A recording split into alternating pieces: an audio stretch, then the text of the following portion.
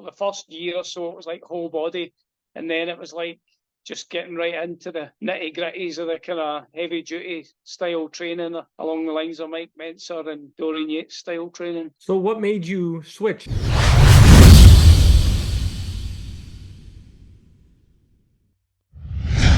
Plateaued, and I just fancied trying something different just to see if I could kickstart my gains again. And I read a lot of stuff by Brad Schoenfeld and people like that, and a lot of people in the forums and stuff, they were starting to train more around the lines of a higher volume approach. So I just thought I would give it a try, and it felt kind of foreign at first, but started training body parts like twice a week and just trying to get more sets in, increasing the volume, increasing the frequency. And after a while, I started to make some noticeable gains. So I just ran with it and got some really decent gains out of it. And that was, again, before you even turned pro. You made that switch. Yeah, that was before. That was round about, I'd say, between 2012 and 2014, because that was when I started noticing those gains. I was starting to place quite high in the kind of UK amateur shows, and I really wanted to get the pro card. So I was just running with this training that was working for me and just on the road to winning that UK title, which was my ambition at the time, was to win a UK title. So that type of training was giving me a sort of new lease of life, new gains. So I just ran with it. Okay, so let's talk about how that looked. So you were doing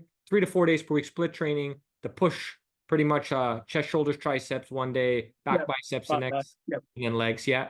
Or you'd split the chest, shoulders, triceps up. Okay, now how did that change when you started to read more and that evolved? What did that look like at that stage, like your early 30s when you made that transition? It was similar along the lines of the split. So the split was the same. I dropped the intensity technique, so I didn't really do any intensity techniques, and I probably trained like 6 days a week with one rest day. It was this similar split, but I would do like more sets. So it would be a bench press, I would pyramid up, and then I would do like 3 sets and all in slightly different rep ranges, but no intensity techniques. And I would just have higher total volume throughout the workout and throughout the week. 2 similar sessions, maybe one heavier and one lighter. And were those sets, like you mentioned, straight sets, like to failure still, or no failure? Yeah, maybe one of those sets would be to failure and the rest would be like just shy of failure. It would be very difficult to train like all of those sets all to failure, because failure is quite high intensity as it is. And I mean true failure, not just pulling faces where you're pretending to be at failure. Actual failure is fairly intense in itself. So maybe first couple of sets would be a rep or 2 shy of failure, and then my final set would be 2 failure, and then I would just pick another exercise. And you mentioned you were hitting everything twice per week, but you'd have 2 different days where you're hitting the same body part directly. Was that 2 different rep ranges? Like you said something about a heavier day and maybe a lighter day. Is that kind of how you did it? Yeah, so maybe concentrate more in the sort of 6 to 10 rep range in the first workout. So I might do 2 compounds, 1 isolation in the heavier workout, and then reverse that in the lighter workout, and just a generally higher rep range in the lighter workout. So if we went back to your high intensity days, that was 3 to 4 work sets per body part. What did it look like when you transitioned? So this time period now that we're discussing.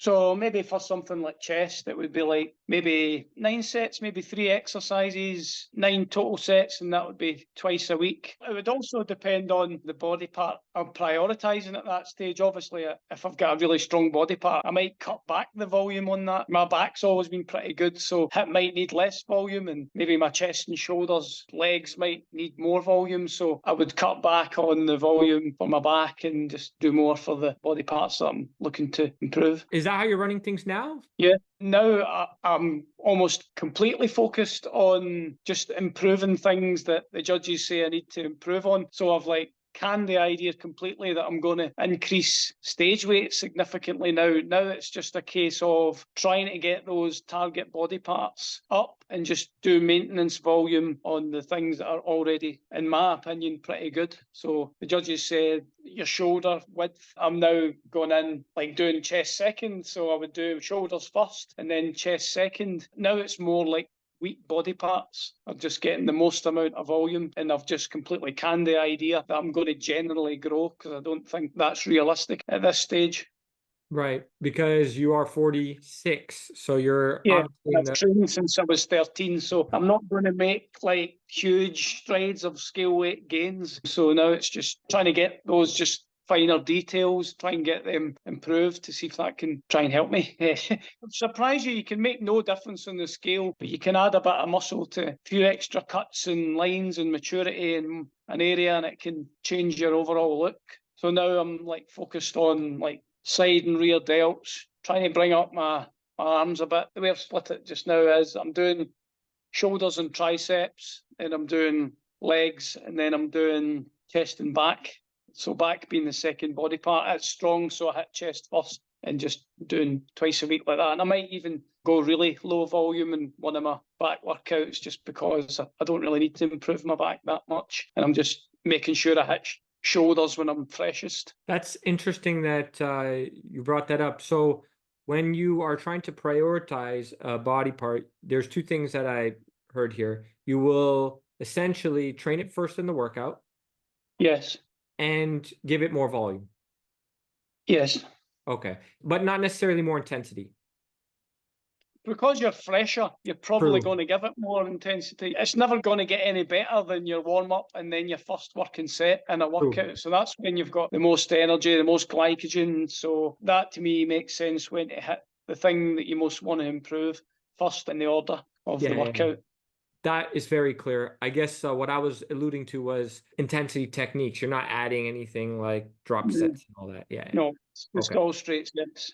Okay, cool.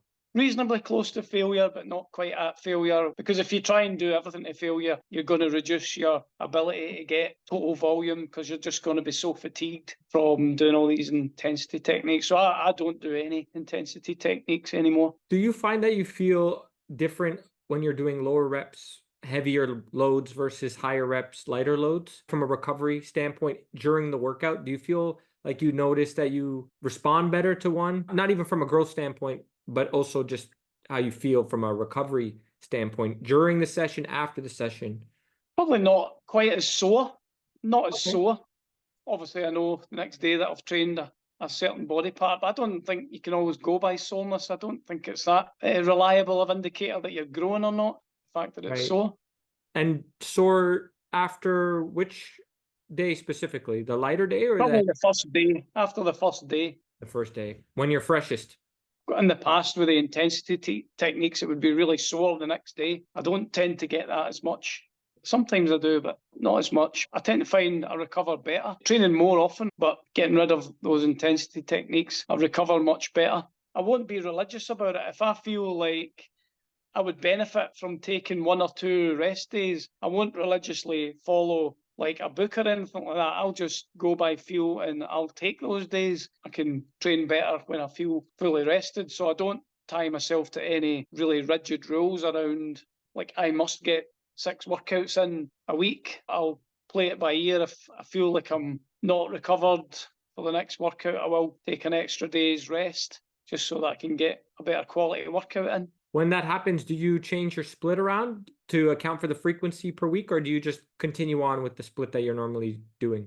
No, I would just continue in the same split. Okay. More or less. So it would just carry over to the next week. That's okay for you. You don't care. Yeah.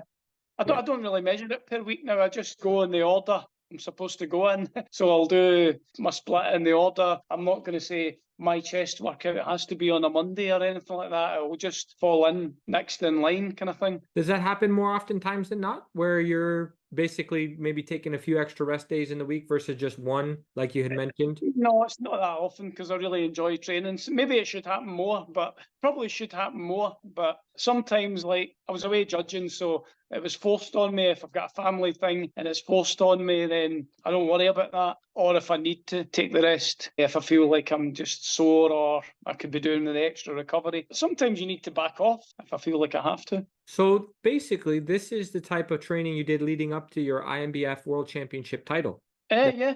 Yeah. Okay. And IMBF was 2016, right?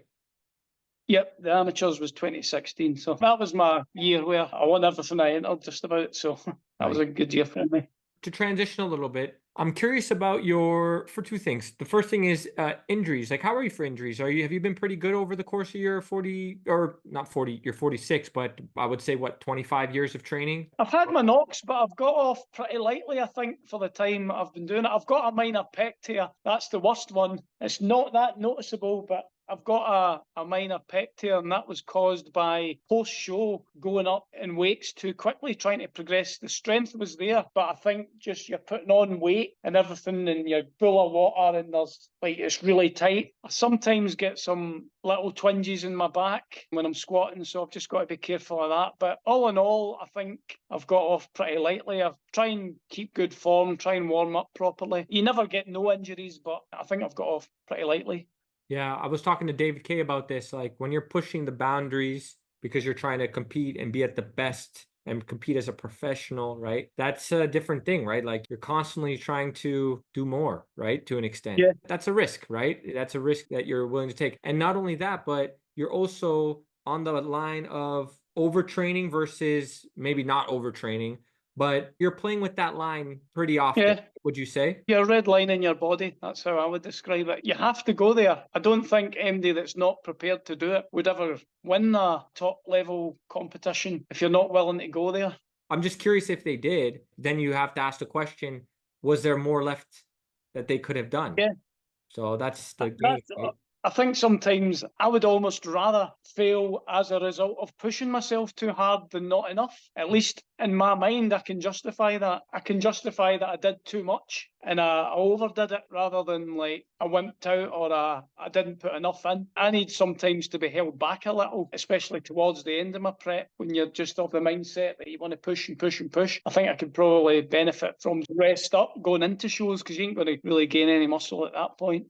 I think you've got like a finite amount of dig in you. So the more you can get through it, the beginning stages, you're then fresh to go into that deep digging stage that if you want to be shredded, you're going to have to go there. There is no avoiding it. But if you can go into that as fresh as possible, then that's the best possible chance you can give yourself, in my view. Lesson learned there with the injury you had, the pec tear there. If you were to go back in time, is there something you would have done differently, knowing what you know now? Yes, I would make sure like I was properly recovered, enough fat in my body, because obviously just post-show, even though you might have gained a decent amount of weight, you've not put on really a lot of fat and you're gaining strength really, really quickly. So try and just contain it after the show. Just try and train with a view of just not incrementing weights too quickly. Just try and settle down after the show. I know you might really want to do better. You might be upset with where you placed and you want to get to it straight away, but just allow for your body to sort of normalize and get back to its kind of baseline before you really start pushing the intensity and the weights up. So I paid the price for that. So I've taken that on board. I don't post-show. I give myself a good few weeks at least to try and get back to baseline, try and just build it up gradually rather than just trying to go back into like full throttle off season straight away. You wouldn't try to force PRs. I think that's the take home. Yeah, that's the yeah. I said it in 1,000 words and you said it in one sentence. So well, the only reason I said it in one sentence was because I heard your 1,000 words. So there you go. Yeah. Nice. Yeah. I think that could be helpful for those who do compete or are getting ready to compete, and they get excited, maybe motivated to, get into their off season, and they get over ambitious, right? At that point, mentally, you're still in prep mode. And then all of a sudden, you've got this rush of calories. So you've got energy, but you're still not really sleeping properly or anything like that. So you're in sort of nervous energy and you're in the gym pushing hard and you want to progress and improve your placing or improve your physique. But just be careful. That's all I would say, because you can tear your pec. Yeah. Exactly. You got to be cautious and smart about when to push forward. So aside from that, though, you've been pretty good. Like, you don't really struggle with aches and pains on a day-to-day basis? Not really, no. That's good. I don't lift as heavy as I used to. I still lift fairly heavy, but not as heavy as I used to. I don't bulk up as much now, so I'm not really lifting crazy weights and crazy deadlifts or anything like that. So I want to prolong my career, so I don't want to get any major injuries. And also that then stops your progression as well. So you've got that to think about too. So I just want to keep everything nice and strict, make sure I warm up correctly. You mentioned you don't go as heavy anymore. What's the rep range you stick with now for those intense sets? 12 to 15 reps, lower body, upper body, between 8 and 12. So not ridiculously high. Nothing like 20 No. plus reps. Maybe the odd set. I might take one of the isolation sets, like if I'm doing cable crossovers or something. I might take my last set to maybe a really high, but not generally. On average, it would be the rep ranges I gave you.